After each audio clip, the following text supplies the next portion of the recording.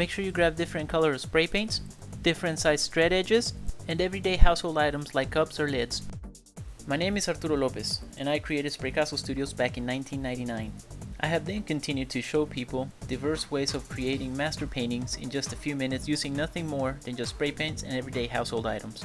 The beauty of this art is that you don't have to have a steady hand or know how to draw. All it requires is a little bit of imagination and some dedication. So join us, and you too can become a Spraycasso master. I will walk you through diverse techniques of creating beginner level paintings, intermediate level paintings and techniques, advanced level paintings, and we'll take your skills even further to master level paintings. So if you guys are ready to embark into a new art adventure, then grab your spray paints and materials. Let's get started.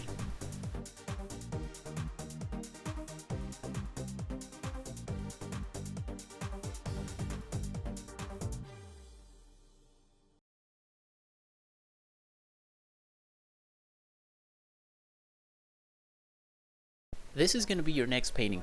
As you can tell, the entire painting is not a master painting, but there are some master techniques that I used here. And some techniques that I haven't showed you guys yet. So we're going to begin with the eye. This is very similar to the eye of the tiger. The same technique was used. So I'm not going to go into too much detail. If you guys haven't seen that tutorial, go check it out. And this is how I created the eye. Then I went ahead and I cut a stencil of a beak, well, what I thought would look, like a beak. And now I'm just gonna add some shadows. I used a little bit of yellow and orange to create this beak. Now with my flexible thread edge, I'm gonna go ahead and just add the bottom part of the beak, and at the same time just using a little bit of black, it's gonna give me a shadow. See that? So not only did I create a defining point where the beak closes and opens, but I also added some shadows to it. Now, as you guys can tell, this is going to be a bald eagle. So, bald eagles have this really steep look, perhaps. It's sunk in a little bit more than the rest, so it's got this definite shadow around the eye. So I used a flexible thread edge again. Gonna use the force field technique here to create this shadow. And we're gonna go over it and soften it up so it won't be as dark, but it'll be darker than the rest of the eagle. And the reason this makes it a master technique is because unlike the tiger, we're not gonna use any stencils here. We're gonna use just foam brushes to create this eagle. So it'll be something different, something that you guys probably haven't seen me done before. Now here, using the Spraycasso tool, I sprayed a little bit of white inside a spray paint cap, and I just dipped the tip. See that? And you should be able to create a reflection very similar to this one just by adding 2 dots of white on the eye, on the iris, and it'll just give you a very realistic look. Now we're gonna use a foam brush to create the effect of feathers. Now I'm gonna get into this later on in the next tutorials. I've seen a lot of spray painters out there use foam brushes to create trees. I really don't recommend this, guys, as it gives you very flat looking trees, but I'll get into that later on. For now, we're just going to use this foam brush, tap it into a little bit of white to create some feathers. See what I'm doing here? It's just gonna tapping it, and I'm at the same time keep in mind that the feathers of the eagles do have a pattern, and they mostly flow from the beak to the back. So keeping that in mind, I'm just going to use a little bit more white. I'm going to try and do my best to keep the pattern going. Now I know that I've always told you guys, one of the best things about spray painting is that you don't have to have a steady hand, or that you guys don't have to know how to draw. Well, I still stick to that. In fact, if you guys go check out the tutorial, the eye of the tiger, I show you how to create a pretty realistic looking tiger using a stencil to guide you. So give that a try. You can do the same thing with this eagle. Now I'm using a little bit of black, and I mean very small amounts of black mixed in with my white to create the gray. black is usually very overpowering and it will overpower the white. So you want to use very small amounts. And what I'm doing here is I'm just creating, you know, the flow of the feathers. I'm gonna really work on some of these shadows, like the eye. And at the same time, this will give you a feel that there's, you know, plenty of feathers overlapping each other. And this is the way the feathers are gonna come down. Now I know you guys are probably saying, what, that doesn't look like feathers. Well, I'm gonna use some white and I'm gonna go over it, probably go over it a few times with a little bit of white, just to kind of blend it in better. You guys notice how the shadow of the eye is looking really good? I went ahead and used a little bit of liquid latex on the eye, guys. So be aware of that. And I'm just kind of blending in with a little bit of white. Some of these places where I want the feathers to be. Here's another layer of white. And see, it's coming up. Now, what you guys can do is you guys can make an eagle head like this, or you know, pretty much anything that you guys create. Cover it with liquid latex. Now, I went ahead and used my shredded here a little bit, and just emphasize that shadow on the eye. I know bald eagles really, you know, that's one of the main things about the bald eagles that you really notice is their eyes.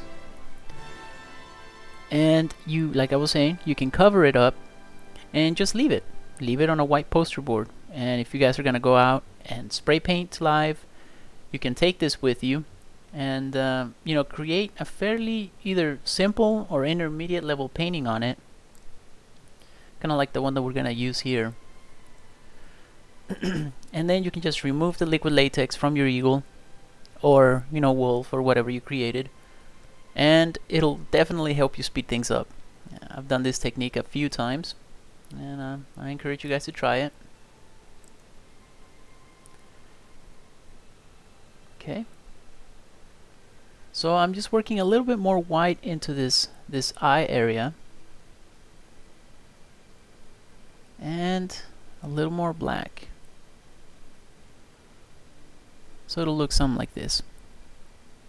Okay, so this is definitely going to give us a pretty definite you know, shadow effect below the eye. I'm gonna go back over it with a little less white next time, but I think that's what they have, right? Their eye is really sunken in. It's one of the characteristics of the bald eagle.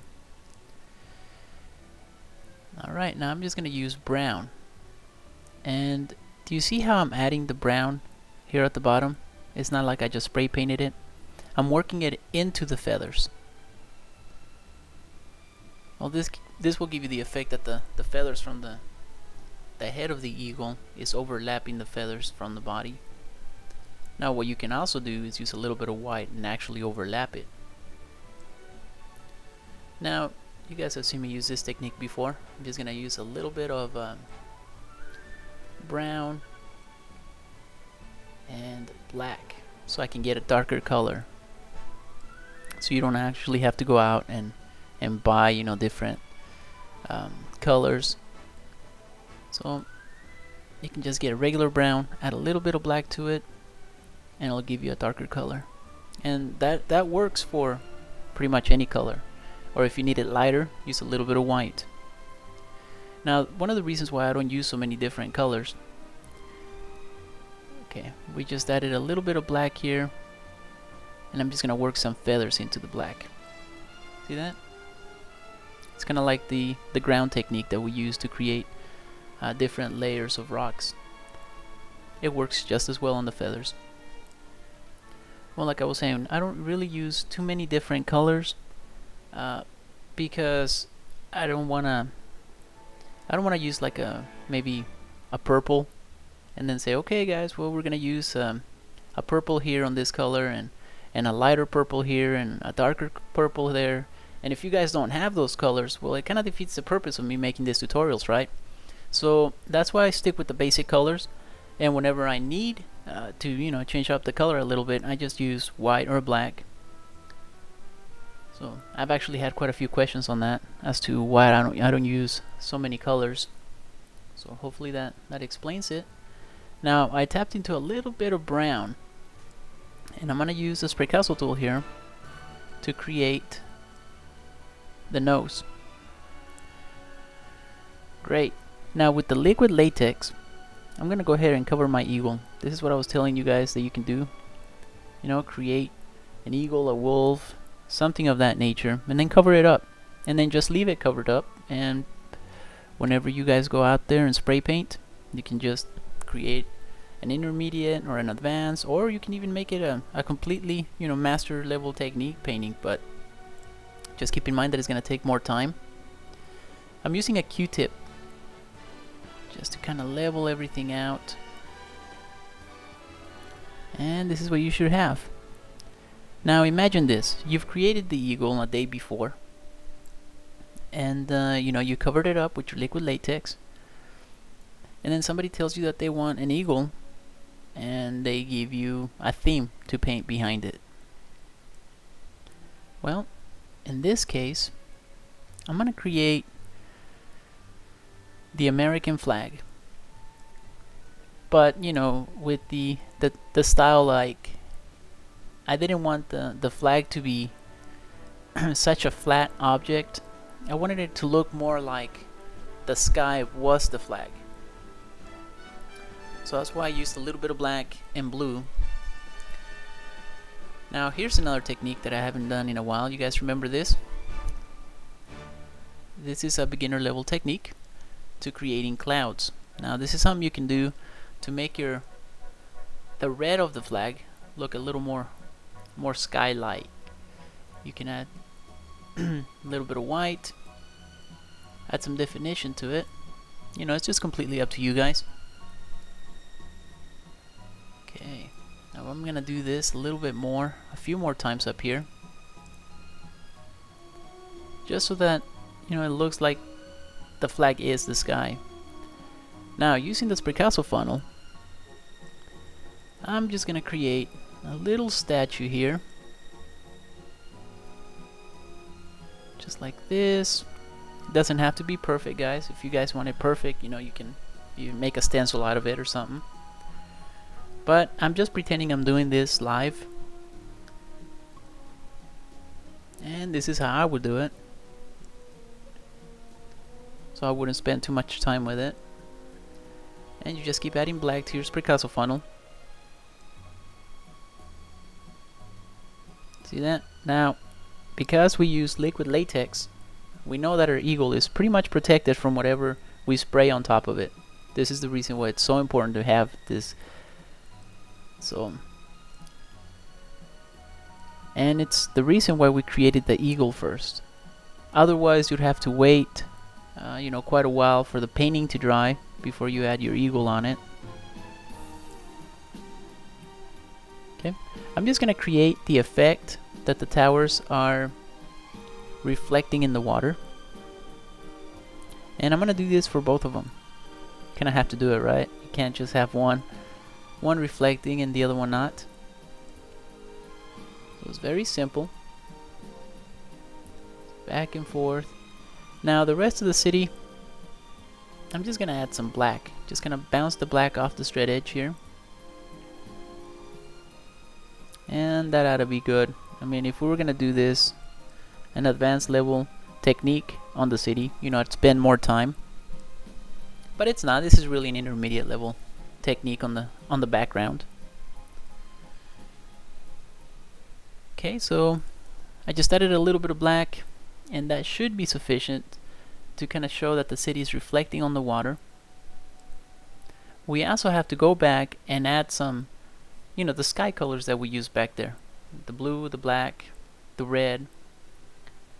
And it doesn't have to be too perfect. Keep in mind that water distorts the light, so it doesn't have to be too straight. Okay, I'm just gonna add a little bit of white here and black.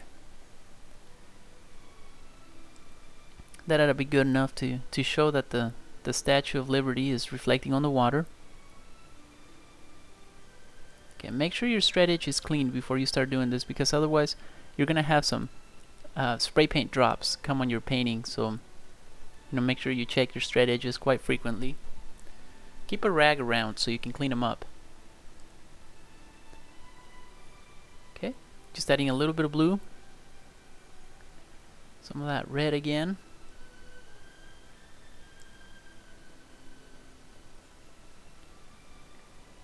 Okay, and just a little bit of white, just to create water lines. And this is also an intermediate level technique, something that I've done on waterfalls, on ponds, so I've used it quite a bit on water, so you guys should know how to use this technique. Okay, now I'm gonna create the stars as well on the water below. I mean, after all, it is reflecting what's on top, right? So we want to keep that in mind. Alright, guys, remember the star technique, right? 45 degrees away from the painting, very gently. You can also spray paint a little bit on your hands and just kind of sprinkle it on your fingers and then sprinkle it on the painting. Okay, let's create some light coming from the torch. Now I'm gonna add a little more detail on the light beams, only because I've done this technique so much on stars. See, it looks too much like a star from space or something. So what I'm gonna go over is I'm just gonna flip it around a little bit and make the effect like there's light beams actually coming out. Okay, and I'm gonna do this throughout the entire light source here. It's pretty easy, right, guys? I mean, you just go on the opposite side of the beam and then spray a little bit more, and you're gonna want to do that all the way around. Now with a magazine sheet, this is a technique I haven't showed you guys either, so I hope you guys do try it. I'm just gonna shape kind of like a little square out of it. See, something like this. And I've done this on a lot of my paintings actually, and you guys have actually questioned me, how do I do this? Well, this is how I do it. Just grab a magazine sheet,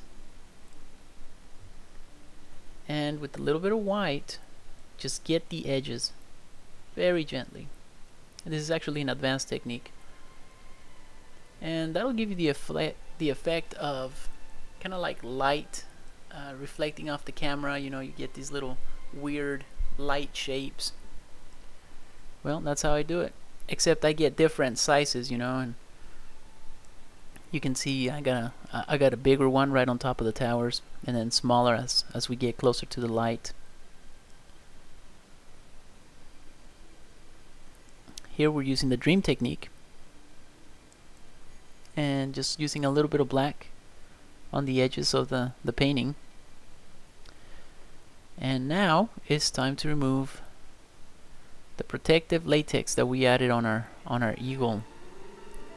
Now I'm being very careful not to use my fingertips because I do have spray paint on them, and man, I've done this too many times where I'm trying to hold down the painting and then you have my fingerprint right on the main object. So be careful not to do that. I'm trying to use my knuckles. If you can, use wear some latex gloves, whatever it takes. Okay, be very careful and patient when removing the liquid latex. Now here I'm using a straight edge and I'm bouncing some white off of it just so I can get the effect that there's light actually bouncing off the towers. Since there's not too much detail on them, I thought that would be a nice touch. And there you have it, folks. I hope you guys have enjoyed today's tutorial. Until next time, folks.